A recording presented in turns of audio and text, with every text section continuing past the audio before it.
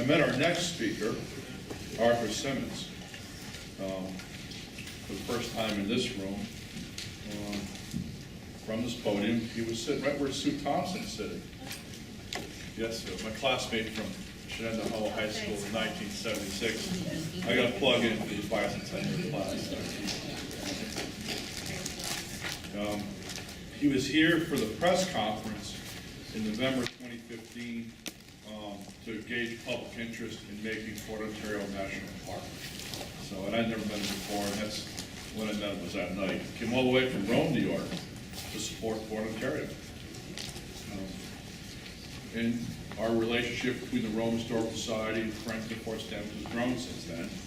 And we all have this passion for history and making and developing a heritage trail, a French Indian War heritage trail, from Oswego to Rome to Schenectady and the other way around, backwards. With, of course, Rome as the center of that trail, because Rome, New York, the Oneida Carry, was 4 to 8 miles the most important real estate in North America in the 18th century up to the early 19th century. You travel by water, really from Schenectady to the Great Lakes, with only one problem, a real problem, which was the Oneida Carry. All these heavy fat tow full of cannons and cannonballs and powder barrels and barrels of salt pork, and flour, all the supplies for armies, and trade goods had to get out of these boats, and these boats had to be hauled through the creeks and the supplies overland. Okay, so we're working on the heritage trail concept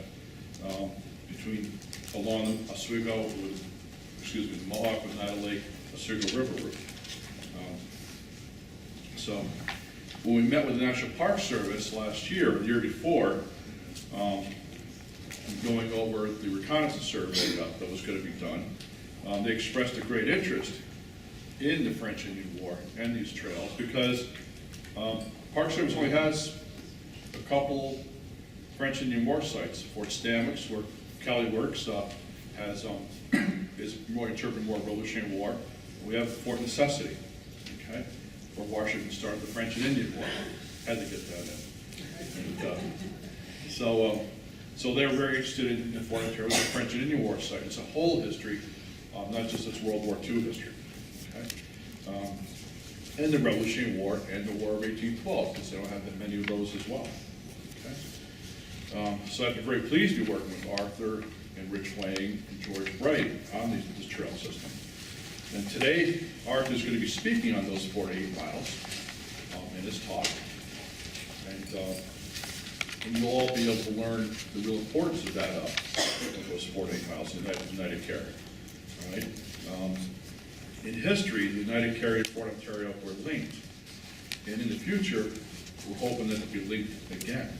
So ladies and gentlemen, the Executive Director of the Rome Historical Society and Friends of Fort Stanwix, Arthur Simmons.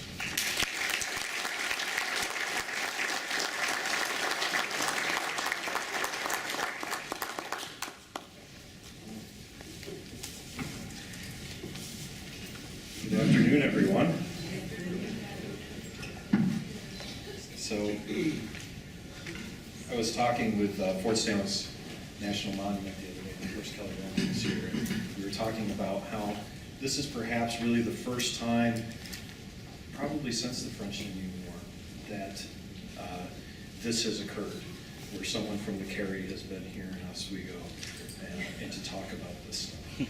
So, really, really excited about that, and I want to thank Paul for inviting me and having the foresight, to think about this stuff and building that story and building toward a heritage trail. The story is shared. Without Oswego, there would have been no Carry. Without the Carry, there would have been no Oswego.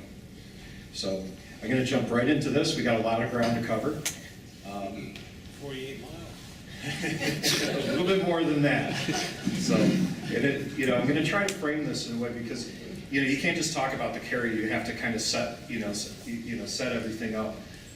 Why is Oswego? Why was Oswego established and whatnot? So, again, a lot of ground to carry. So here we go.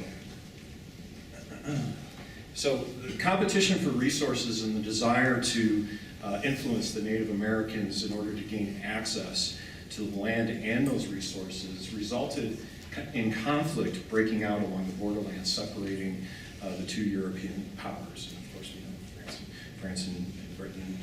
Two of the earliest events, of course, is the Battle of Jamaica Glen in 1754. George Washington played a role in that. We all know about that, right? Same thing, July 1754, Fort Necessity. As a result of these, tensions rapidly intensified on the North American continent and really tipped towards full-scale war with the British deployment of Major General Edward Braddock in 1755 with an expeditionary force of 2,200 troops. After arriving, Braddock calls a meeting of the colonial governors in Alexandria, Virginia, and they identify their objectives for the upcoming campaign. So British offensive operations is 1755. So they're going to go, they're going to launch an expedition against Fort Beauséjour in Nova Scotia. Of course, the Braddock expedition against Fort Duquesne. And we have the Crown Point, St. Frederick expedition to be led by William Johnson. And then probably the most relevant, and what we're going to talk about, is the Niagara expedition to be led by Governor William Shirley of Massachusetts. The Niagara expedition would consist of the 50th and 51st Regiments of Foot, both raised in Massachusetts, along with 500 men from New Jersey, and that would be Schuyler's Regiment, or the Jersey Blues. Now it's important to note that Oswego was established in 1727, really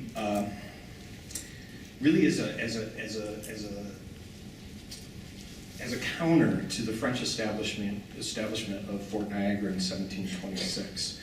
And up to that time, 1755, there was really not a lot of men that were garrisoned here, maybe 50 or 100 men at any one time. So you don't really need a lot of supplies for those guys, right? But when you are about to inject 2,000 people into this fortification and into this area, you need to supply them. And the first thing they had to do was they had to get the men and supplies there. So aside from the St. Lawrence River, the trade route between Oswego and Albany was really the only other functional highway to and from the Great Lakes in the 18th century. So men and supplies would first go over land utilizing the King's Road, right here, and then to Schenectady. Once in Schenectady, they would load their bateau, and then travel up the Mohawk River about 58 miles, navigating some 57 rifts. And there at Little Falls, they were required to portage about a mile, and often aided by the German Palatines who were in that area, before placing their bateau back in the river and continuing another 38 miles and 22 rifts to the Oneida carrying place. Here, the bateau were required to portage anywhere between 2 and 4 miles, depending on water levels. And this piece of land is really, it's the St. Lawrence River Divide.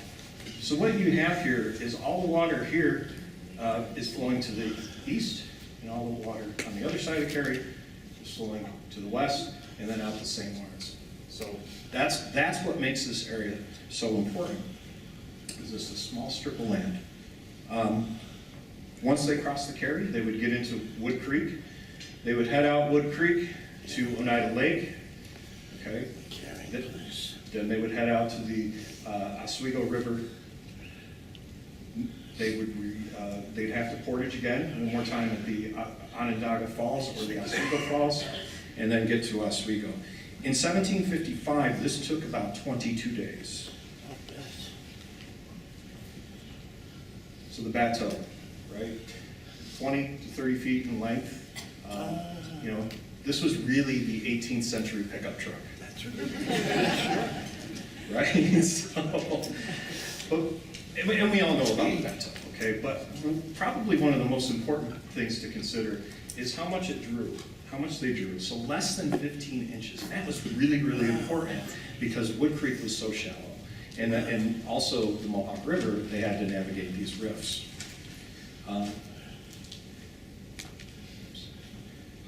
So also, while they were portaging, sometimes they would unload the bateau and they would load the supplies in wagons or sleighs. Later on, they used what's called drays to drag the bateau across. It is, you know, basically, it's a boat trailer, right? But to just kind of give you a sense of what Wood Creek, navigating Wood Creek was like, this is actually a bateau in Wood Creek in the 1990s. The New York State Museum had done a replica bateau called the Discovery, and they did from Schenectady. I think they came all the way up here to Oswego. But yeah, this is Wood Creek, probably 3 to 4 miles east of Sylvan Beach.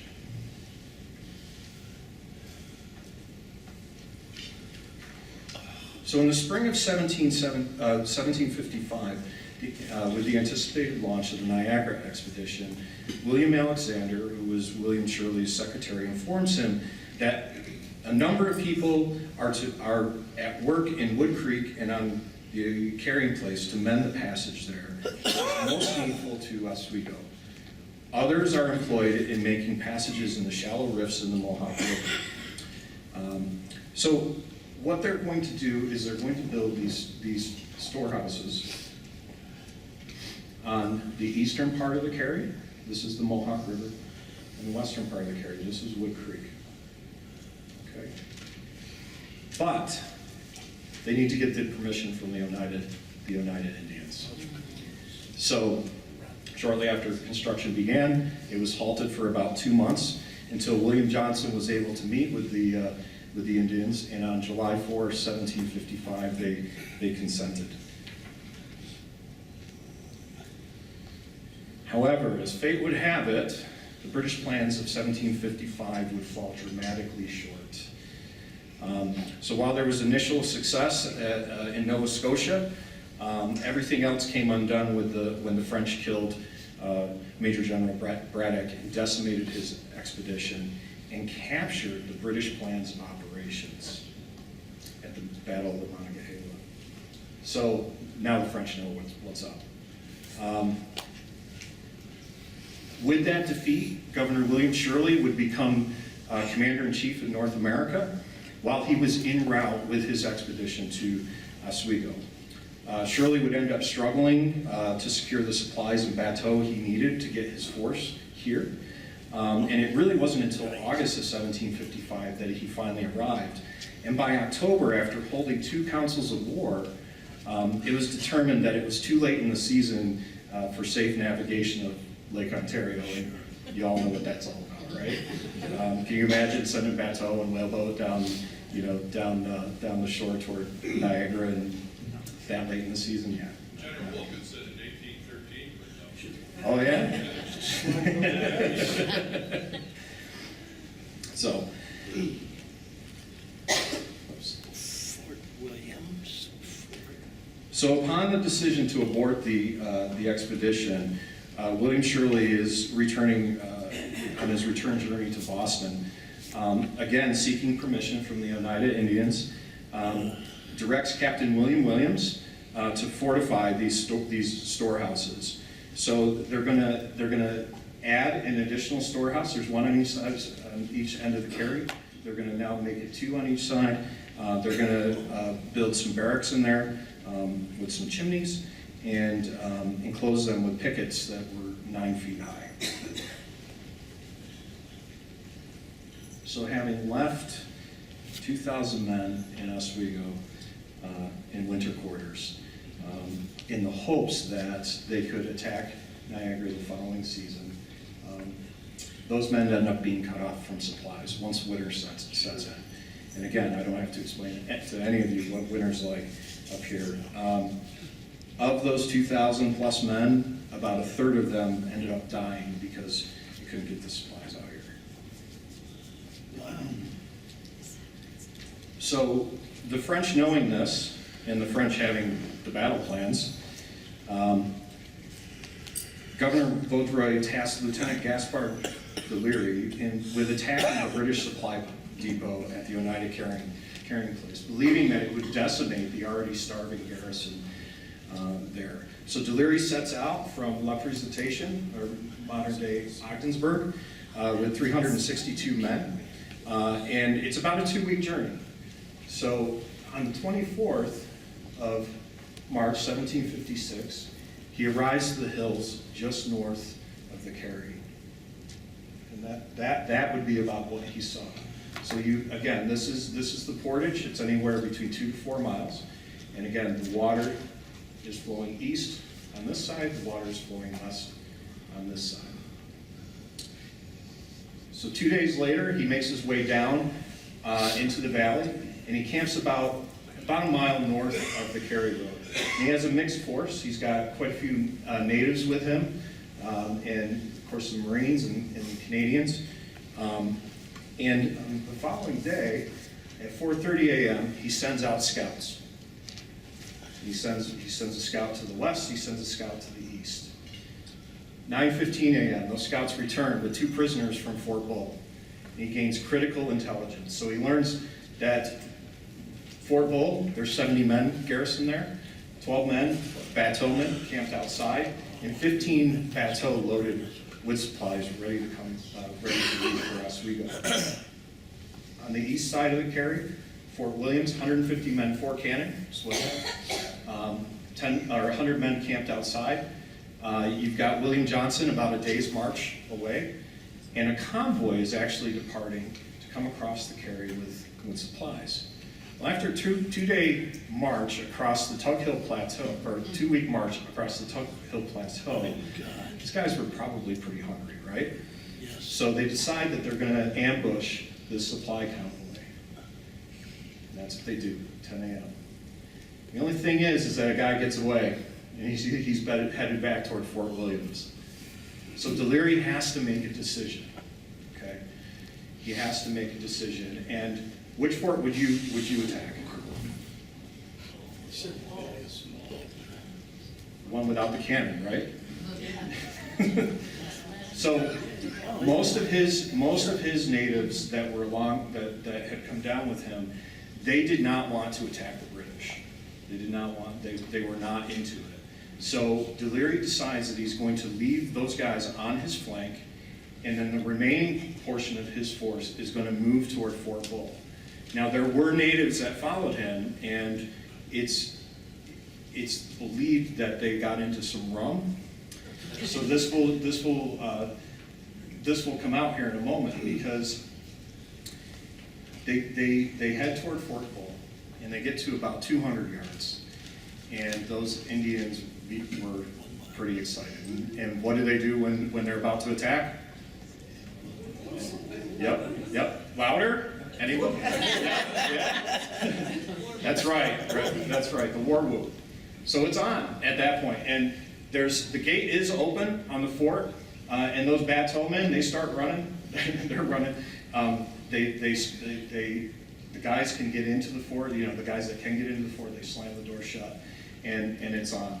So Deliri says, "I find the door closed, and the enemy in defensive positions, firing briskly and throwing grenades, and throwing a quantity of grenades. I placed my detachment at the door of the fort, and I set the other to the corner turrets, which the enemy has neglected in order to defend the door where they are all entirely engaged." After an hour, they finally bust through.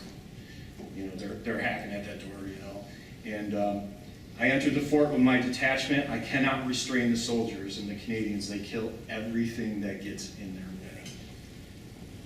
So this is a special ops raid, and I know, you know, Rich was talking about that and how that was kind of like the you know, what they wanted to do. And it's, you know, from a special ops perspective, this is highly successful.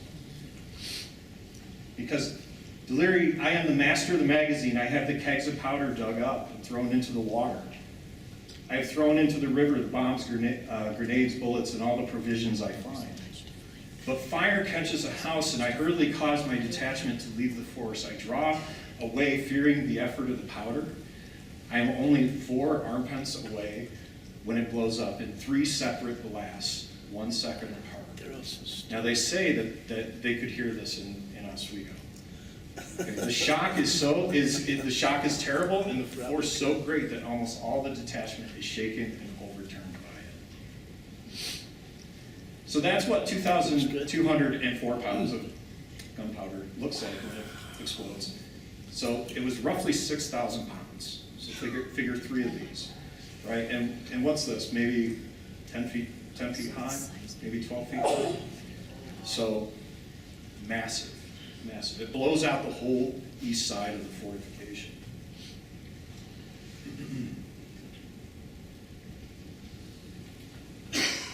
Delirium then retreats.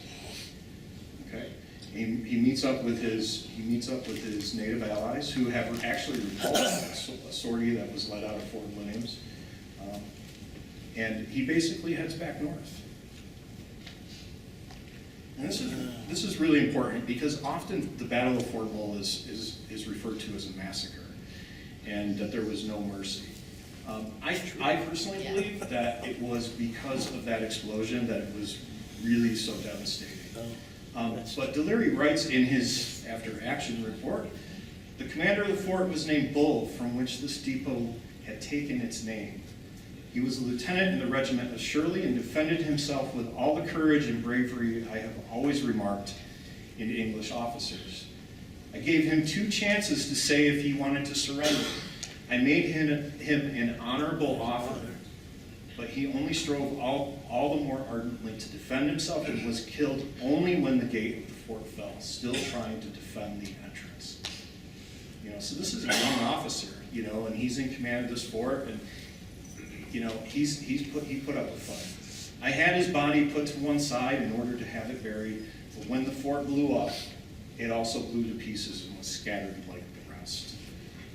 When William Johnson comes through it a few days later, they do find an Onondaga that had been thrown about 200 yards from the fort. So there's the numbers. Very, very significant. 51 killed inside the fort, 6 outside, 13 from the sortie out of Fort Williams, 35 taken prisoner. Again, that goes back to, was it really a massacre when you have prisoners? Very, very little, next to nothing as far as losses there. But here's the most significant thing for Oswego. 16 bateaux, 30 horses, 200 kegs of gunpowder, grenades, clothing, meat, just goes on and on, chocolate. It's a big one, big catch. As a result, and in my opinion, as a result of this attack, it would really delay the British from having the ability to really effectively conduct offensive operations out of Oswego for nearly 2 years. 20,000 pounds. Just a few weeks after the Delirium raid, the British set to replace Fort Bull with a new, more substantial fortification that would come to be known as Fort Wood Creek, or as John Bradstreet christened it, Fort Eagle. Laid out by engineers McKellar and Scowers, who were en route here to Oswego. The fort was situated, and I quote, from the British plan of Fort 1758-59, where Bull's Fort formerly stood. Oh. That's, if some of you have read Massacre at Fort Bull, you would know the significance of that. Completed by Major Craven of the 51st Regiment of Foot, who would replace Captain William Williams as commanding officer of the Carry. It was a stockade fortification with ditches along 3 sides. Whether they were wet moats or not, we're not sure. And on the south side of the fort, this was a pond that was created when they dammed Wood Creek. And this is really important because, especially, how many are on the tour tomorrow? Raise your hand. Wow. That's awesome. You coming? No, I'm out of here right after that. Anyway, so the dams are very, very significant when we get to the Carry because they dammed Wood Creek and used the water as a way to assist the bateau from fort to fort. Okay, so depending on the water level. So here we're at midway across the Carry, and that's what they had done. So they would open up these sluice gates, and the bateau would rush down toward actually Fort Rickey. And that was, it took them about 45 minutes. This fort was garrisoned by 150 men of Schuyler's Regiment, the Jersey Blues, and was under command of Captain John Parker. All right.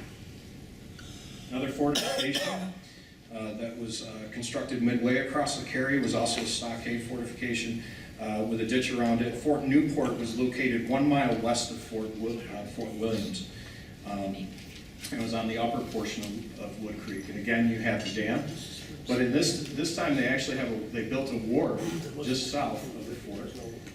So that, again, they would open up the gates, you see the bateau right there staged, and they would head down to Fort Wood Creek. And this would take them about a half hour. Wow. That's pretty good, actually. And then another fort that was built was dubbed the Pentagon, or the New Fort. And this ended up being named after Charles Craven as Fort Craven, and it was intended to replace Fort Williams. Fort Williams, again, dated to 1755. We're now in 1756.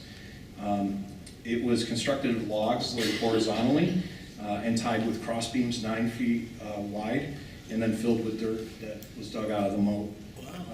The ramparts were approximately 10 feet high, and it was intended to have an additional 7-foot parapet above that, but it never happened. Also, it was intended to have magazines in each one of these bastions, but only this first one right here was actually filled with provisions in the summer of 1756. So this is really what you have before Oswego had fallen to Montcalm. Okay. I'm going to go through some correspondence here because I think it's really, really important as part of the story.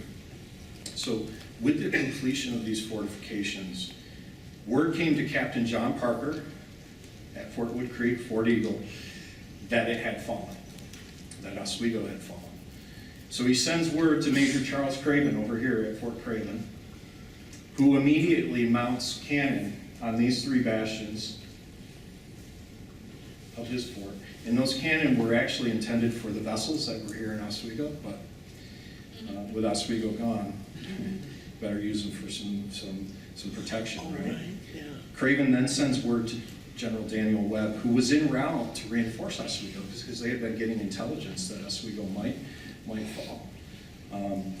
Webb receives Craven's letter, and he writes to the now Commander-in-Chief of North America, Lord Loudon.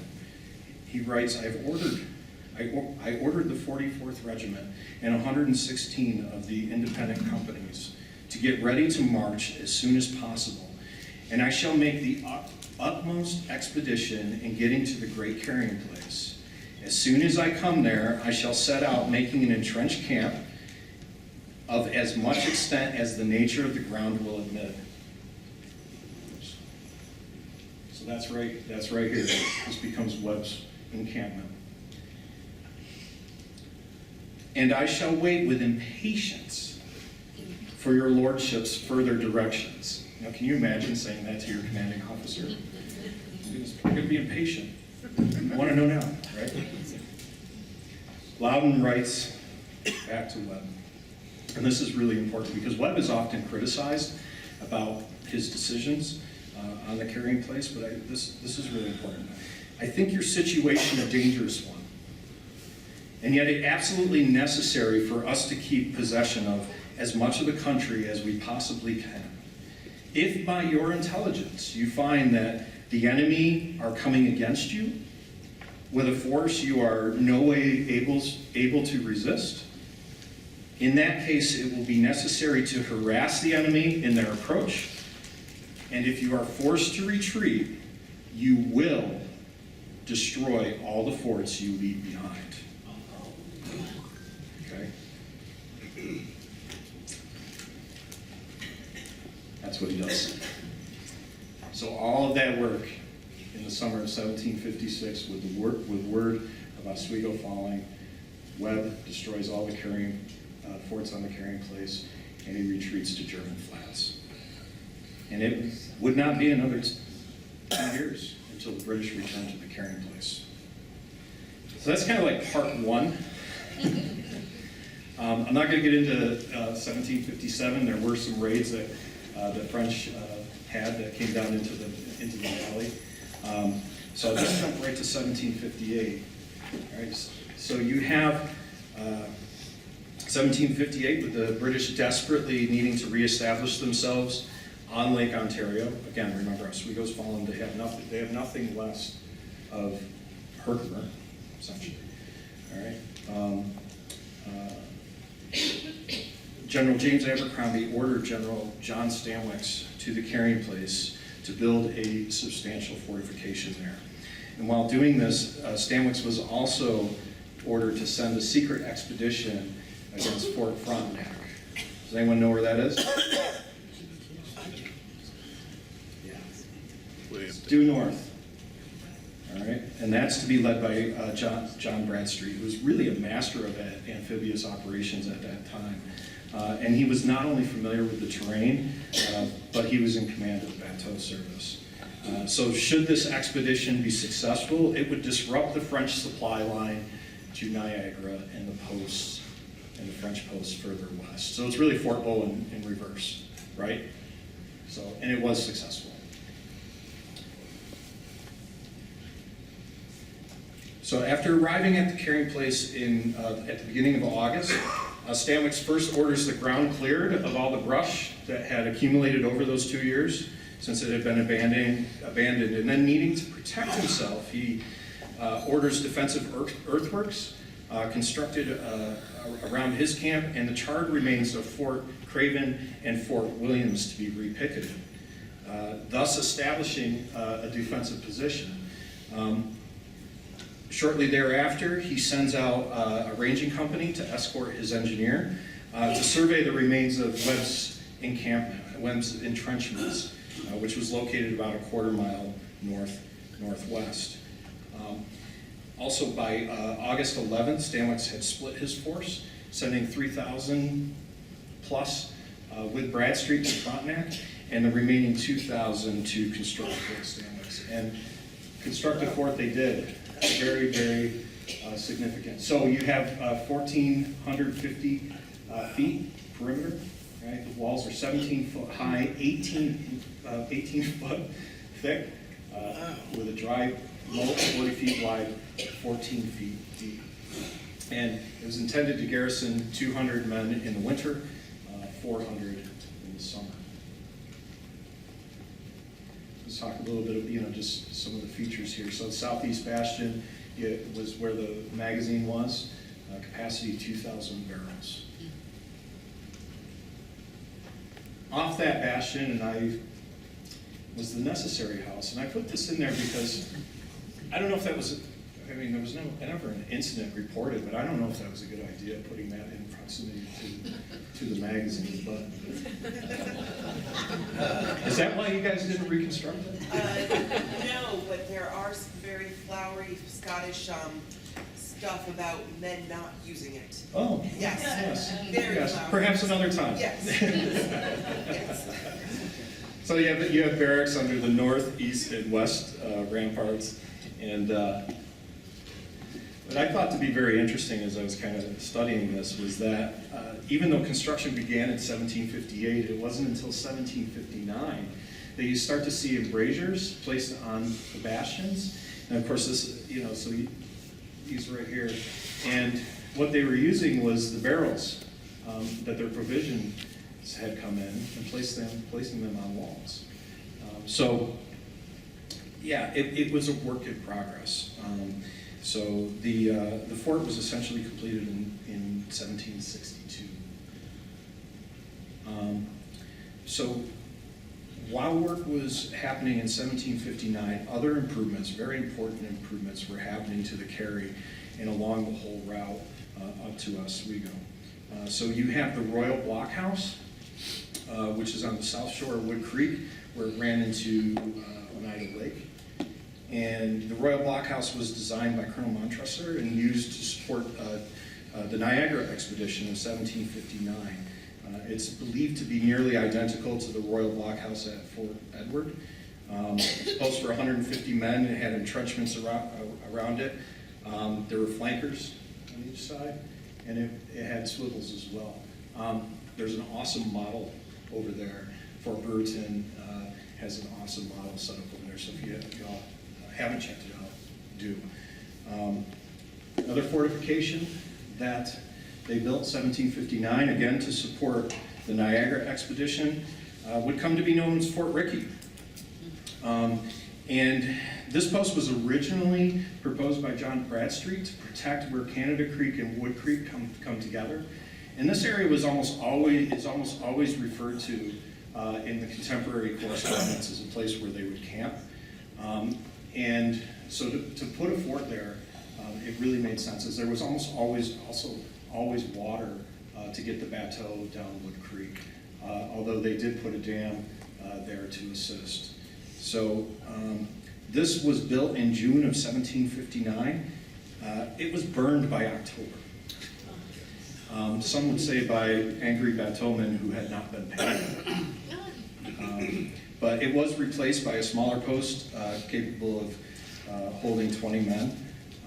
And this is actually 80 feet by 35 feet. And it was garrisoned by elements of Schuyler's New Jersey Blues. And you see this is the plan of Fort Stanwix, 1759. You see this work that they had done. And again, going back to the dams, they made a floodgate at Bull's Fort to raise the water and bring the bateau up and down. Now see, this is really, really important, because for a long time, we didn't know if Fort Bull, Fort Wood Creek, Fort Eagle, which we're gonna say are basically the same, okay, because they're situated on the same plot of land, right? We did not know if it was used to any capacity after it had been burned in 1756. But this would indicate that it was, at least to some degree.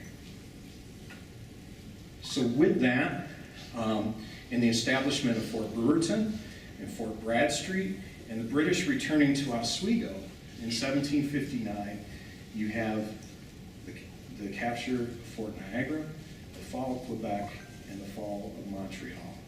And this is all, it's over. At that point, it's pretty much over. That's it, you know?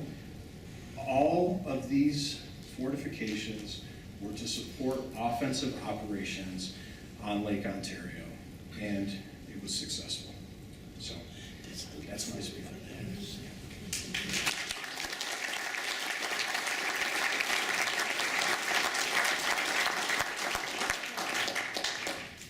Questions? Wow. George Bray.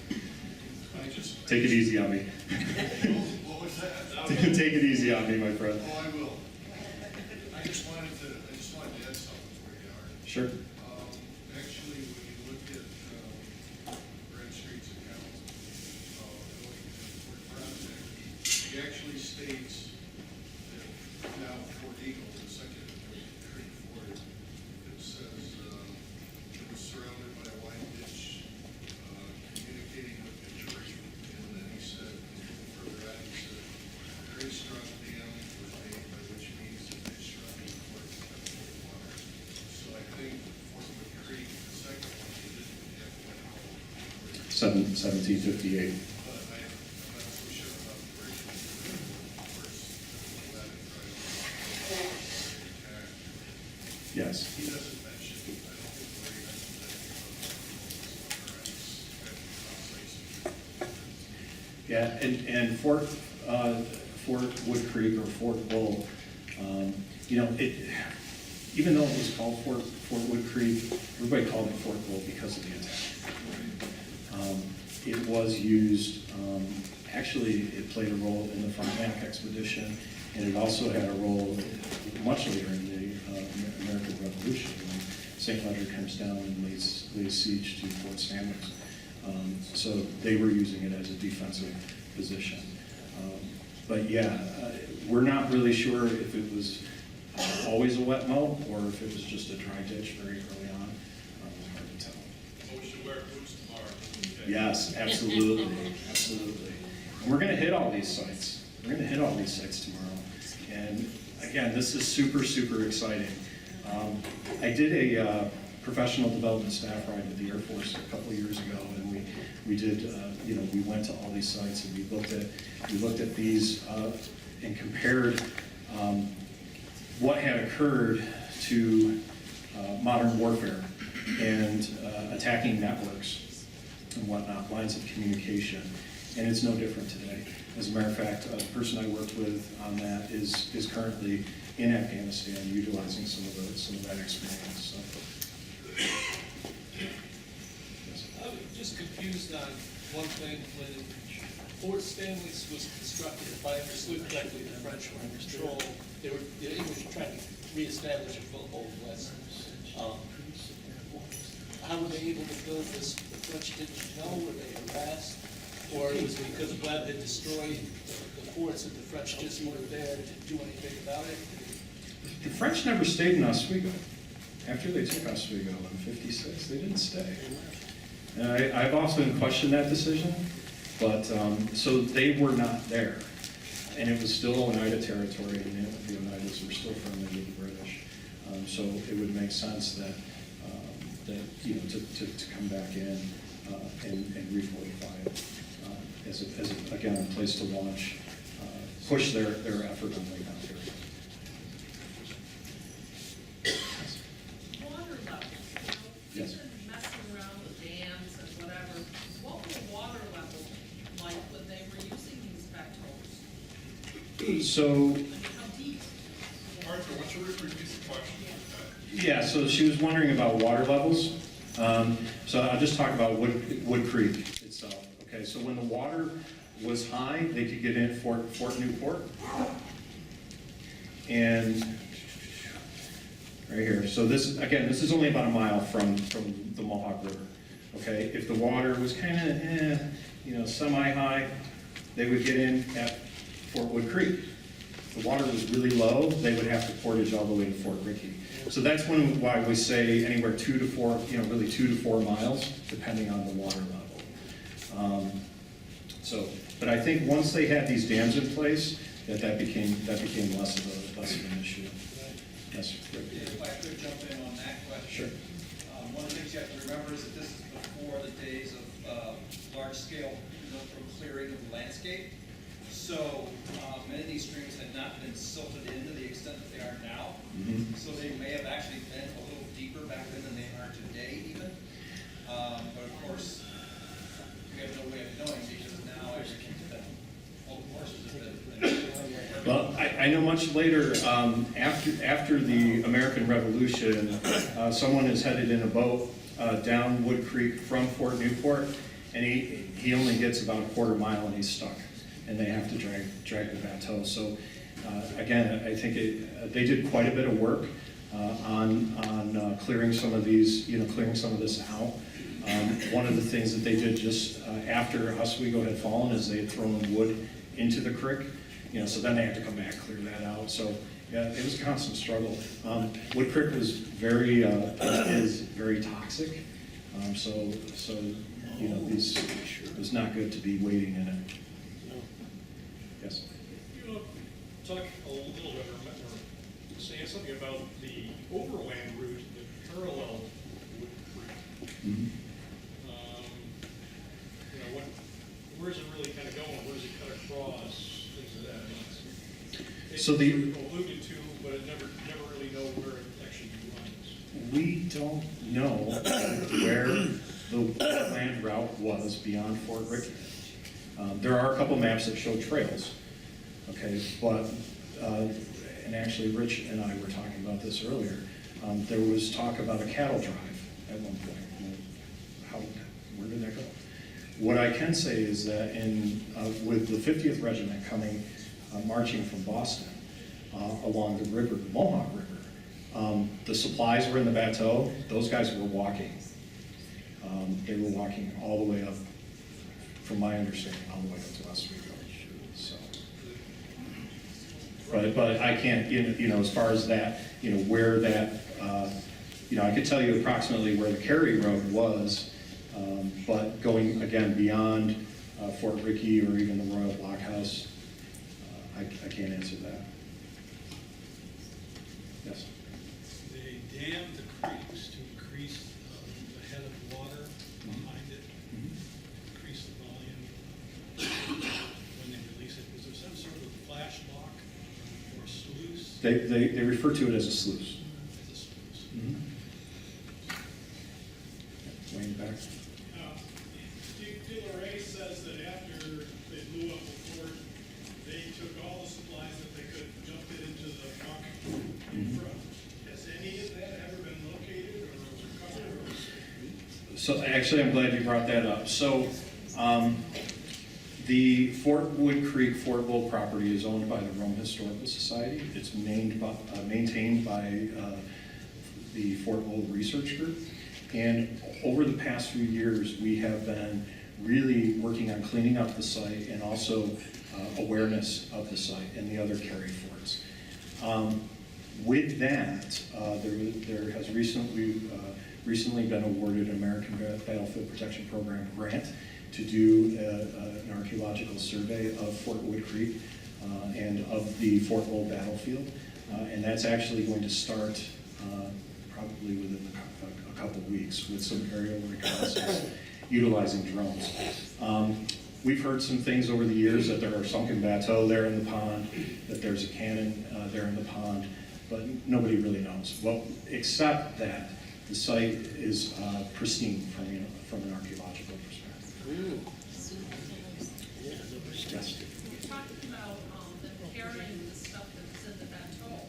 Now, on water, it probably doesn't weigh very much, but we're talking how many men carrying how much weight?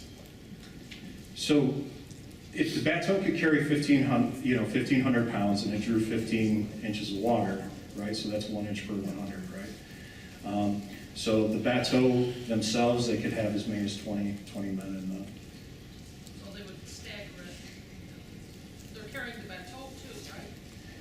Often they would unload the bateau. They would unload the bateau, then move the bateau once it was empty. Anything else? Anyone else? All right, great, thank you.